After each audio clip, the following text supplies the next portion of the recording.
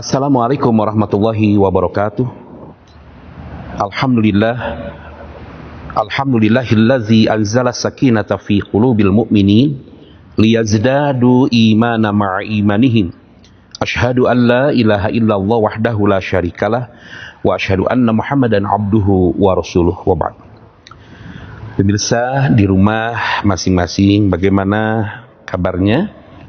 Semoga kita senantiasa mendapatkan curahan kasih sayang dari Allah Subhanahu wa taala. Pada kesempatan ini Abah ingin menyampaikan sebuah perenungan bahwa Ramadan merupakan universitas ruhaniyah. Dalam istilah lain, Ramadan sebagai madrasah ruhaniyah. Suatu hari ada dua sahabat, Abdullah bin Jahaz dan Sa'ad bin Abi Waqqas. Jelang perang Uhud, keduanya sepakat untuk berdoa di sebuah masjid. Kemudian mereka memohon kepada Allah Subhanahu wa taala untuk dikabulkan permohonannya. Mulailah Sa'ad bin Abi Waqqas dengan menengadahkan kedua tangannya. Ia berkata, "Ya Allah, datangkanlah kepadaku esok hari musuh yang kuat. Biarkan mereka dalam pertempuran Uhud itu mampu untuk menyerangku. Tetapi izinkanlah ya Allah agar aku bersama bala tentara yang aku pimpin, kaum muslimin yang sangat terbatas ini, dapat memporak-porandakan mereka, dapat mengalahkan mereka." Lalu Abdullah bin Jahaz menyatakan amin. Setelah itu giliran Abdullah bin Jahaz, sambil berlinang air matanya ia menengadahkan kedua tangannya dan ia memulai berdoa, "Ya Allah, aku rindu denganmu. Aku ingin mendapatkan keridhaan di hadapanmu. Datangkanlah esok hari dalam pertempuran Uhud musuh yang kuat ya Allah. Biarkan mereka mampu untuk mencabik-cabik tubuhku. Biarkan mereka sanggup membunuhku. Biarkan mereka sanggup memotong hidung dan telingaku." Ketika Allah bertanya kepadaku di yaumul akhir, "Kemana hidung dan telingamu wahai Abdullah bin Jahaz?" Ya Allah, aku akan menjawab dengan tandas bahwa tidak ada hidung dan telingaku karena aku kurbankan dalam sebuah pertempuran Uhud. Sambil menangis ia menyampaikan doa seperti itu. Pemirsa yang budiman, Sa'ad bin Abi Waqqas ia menangis dan ia berkata, "Betapa menyentuh doamu wahai Abdullah bin Jahaz, membuat aku merinding. Betapa indah engkau sampaikan untuk mencari sesuatu yang dapat dibanggakan di hadapan Allah. Kau katakan dengan lugas dan tandas." Keduanya berangkulan. Keesokan harinya doa kedua orang sahabat itu dikabulkan oleh Allah Subhanahu wa taala. Abdullah bin Jahaz mendapatkan serangan dari musuh yang begitu tangguh, tetapi Sa'ad bin Abi Waqqas berupaya untuk menghadang musuh.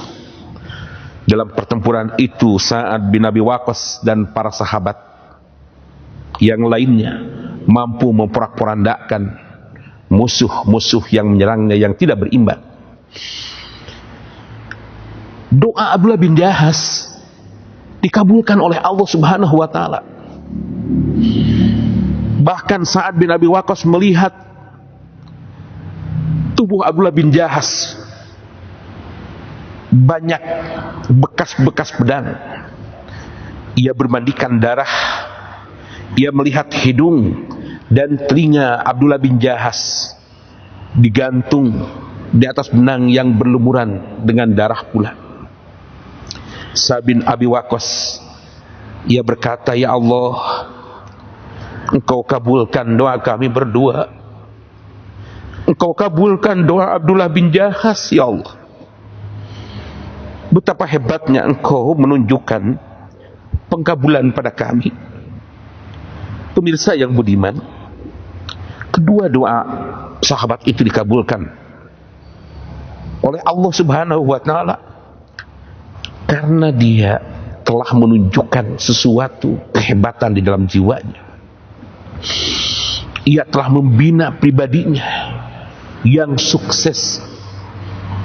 Ia telah memasuki binaan-binaan Rasulullah dalam sebuah pembinaan madrasah yang di dalamnya memberikan pembinaan yang spektakuler kepada Abdullah bin Jahaz atau Sa'ad bin Abi Waqqas, sehingga keduanya ingin mencari sesuatu yang dapat dibanggakan di hadapan Allah Subhanahu wa Ta'ala.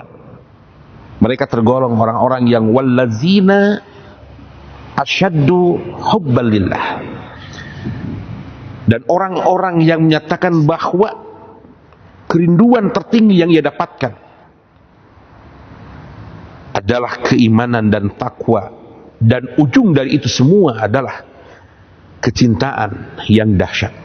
Wallazina amanu asyaddu hubban lillah, dan orang-orang yang telah beriman, mereka dapat menunjukkan kecintaan yang dahsyat kepada Allah Subhanahu wa Ta'ala. Mereka mencari sesuatu yang dapat dibanggakan di hadapan Allah, sehingga Sa'ad bin Abi Waqqas menyaksikan bagaimana Abdullah bin Jahaz terkapar dengan berlumuran darah. Ia syahid di dalam Islam dalam pertempuran Uhud. Haru rasanya kita menyimak kisah tersebut.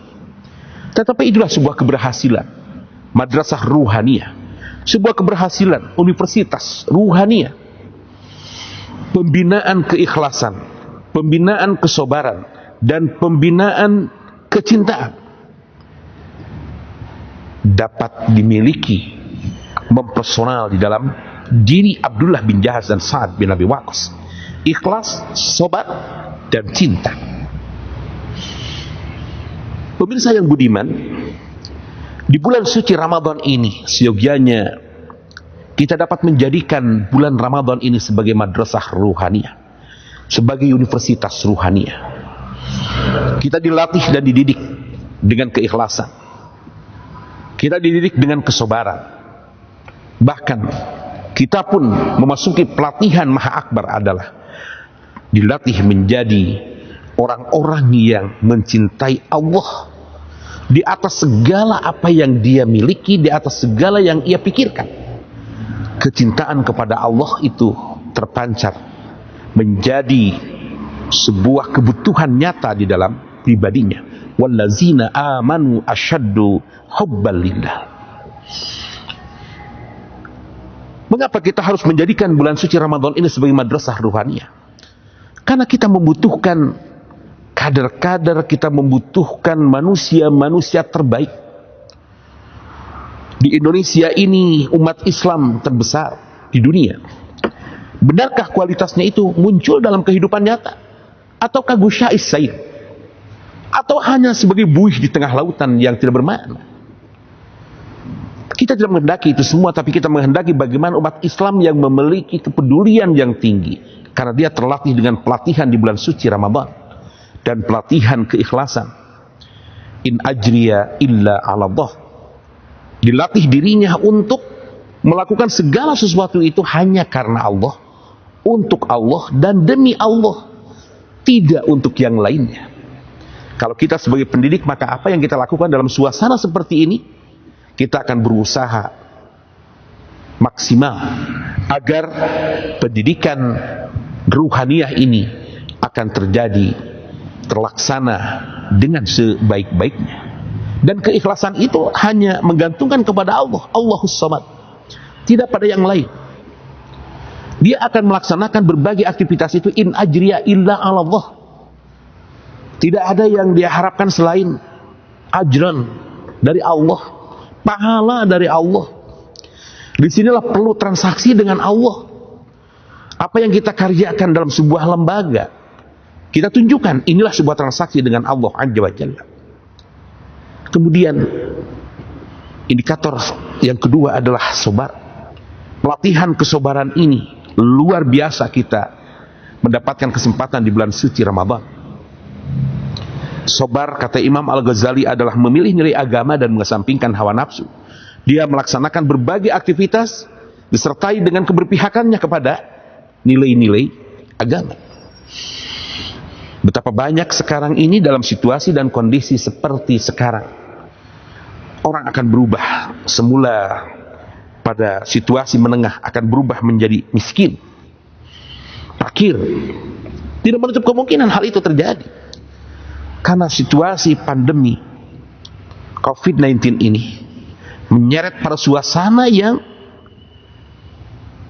membuat orang sulit untuk berbuat sesuatu, untuk meningkatkan pendapatan dalam garis ekonomi misalkan. Tetapi sekali lagi, bukan itu yang kita targetkan di muka bumi ini.